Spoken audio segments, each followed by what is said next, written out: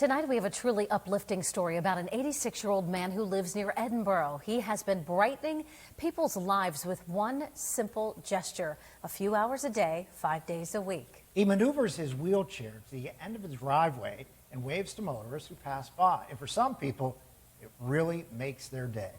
John Last visited with him for this edition of The Last Word.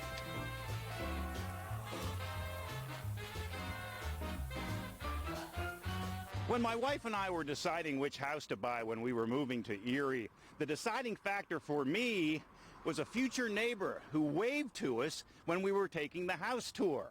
So, a simple wave can be very important. Here's another example. This is where you will find Bob Davis every afternoon, Monday through Friday. He's at the end of his driveway on Fry Road south of 6N, waving to people who are passing by in their vehicles. Bob enjoys doing it. The motorists enjoy it too. Who can resist waving back to a smiling 86-year-old man wearing a large yellow hand made of foam? I just like to put a smile on everybody's face. And if I can do that, I've accomplished something in my old age. At my age, you don't go looking for work. Mr. Bob, as his friends call him, has been waving at motorists for a year and a half. Only a few days after he started, a cancer patient named Bonnie Felton stopped her car, thanked Mr. Bob, and told him that his daily wave put a smile on her face. He couldn't stop after that.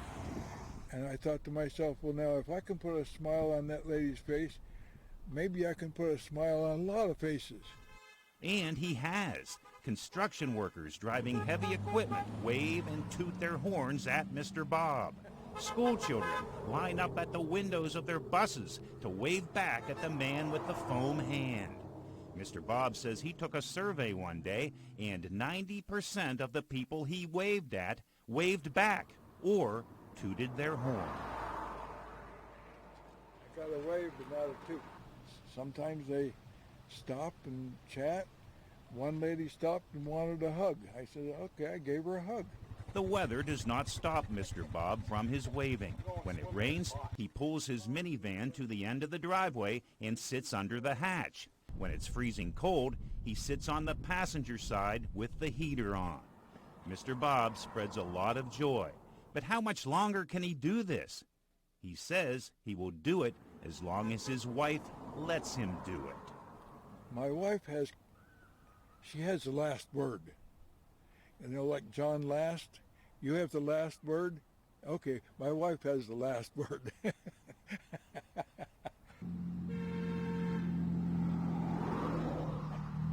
With the last word on Fry Road near Edinburgh, John Last, Erie News Now. For this story, it's like who's on first? Who has the last word? Exactly. Mr. Bob can be found, again, at the end of his driveway from 2:30 to 3 p.m. and then 3:30 to 4:30 every weekday afternoon. He's never stopped smiling. He lives on Fry Road about 2 miles south of Route 6N.